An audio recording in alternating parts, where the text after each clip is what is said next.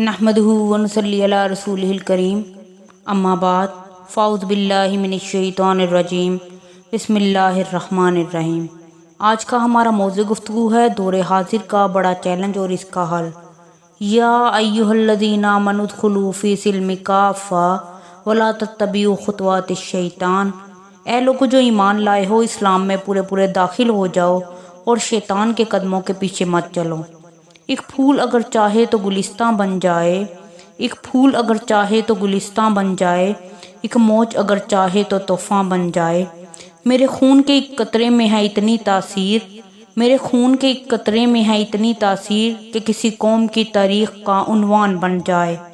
سامعین ذی احتشام، تحفظ علم و ادب کا مقصود ہو یا تہذیب و ثقافت کا، فتح علم و عرفان کی ہو یا شمشیر و سناء کی اصلاح، عقائد و نظریات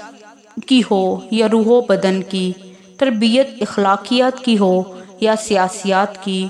نفاذ جہاں بانی کے اصول کا ہو یا عدالت کے قانون کا، انقلاب نظام معیشت میں لانا ہو یا معاشرت میں، تخیل خلاؤں میں جھانکنے کا ہو یا سمندروں کو کھنگالنے کا، ضرورت اتفاق و اتحاد کی ہو یا قیادت و سیادت کی، جنازہ آمریت کا نکالنا ہو یا غربت و افلاس کا، ہر خواب کو شرمندہ تعبیر کرنے کے لیے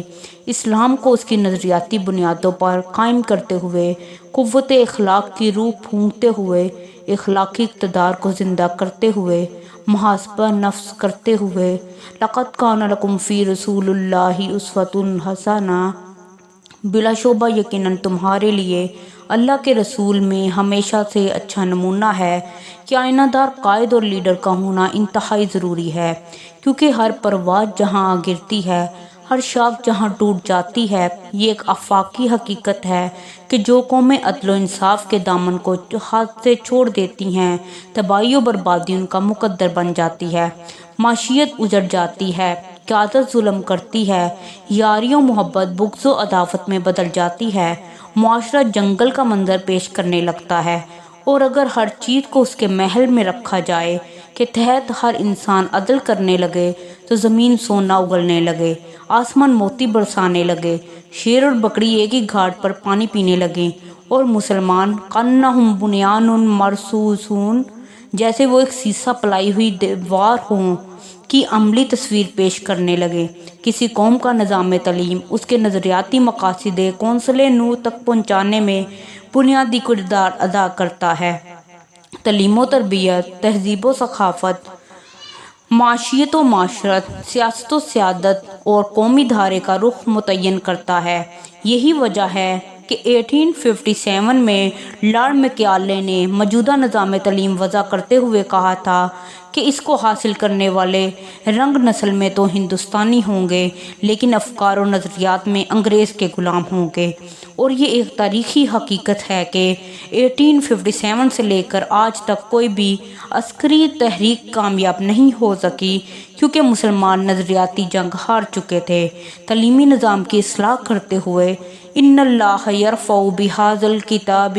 اقواما ویضع بہ آخرین، اللہ تعالیٰ اس کتاب قرآن کے ذریعے بہت سے لوگوں کو اونچا کرتا ہے اور بہتوں کو اس کے ذریعے سے نیچے گراتا ہے، کو سامنے رکھتے ہوئے خیرکم من تعلم القرآن وعلمہ، تم میں سے بہترین شخص وہ ہے جو قرآن سیکھے اور سکھائے، کہ منصب کو سامنے رکھتے ہوئے اسلامی نظریاتی شعور کو بیدار کرنے کی ضرورت ہے۔ کسی معاشرے کی اہمیت کو کسی صورت بھی نظر انداز نہیں کیا جا سکتا۔ ضرورت اس امر کی ہے کہ وما خلقت الجن والانس الا لیعبدون، اور میں نے جنوں اور انسانوں کو پیدا نہیں کیا مگر اس لیے کہ وہ میری عبادت کریں، کے تحت انسان کا مقصد تخلیق بتایا جائے۔ اطیعوا اللہ و اطیعوا الرسول، اللہ کا حکم مانو اور رسول کا حکم مانو کا اصول سکھلایا جائے۔ واعتصموا بحبل اللہ جمیعا، اور سب مل کر اللہ کی رسی کو مضبوطی سے پکڑ لو، کی لڑی میں پرویا جائے، امر بالمعروف اور نہی عن المنکر کا فرض نبھایا جائے۔ ہم فی صلاتہم خاشعون، جو اپنی نماز میں عاجزی کرنے والے ہیں۔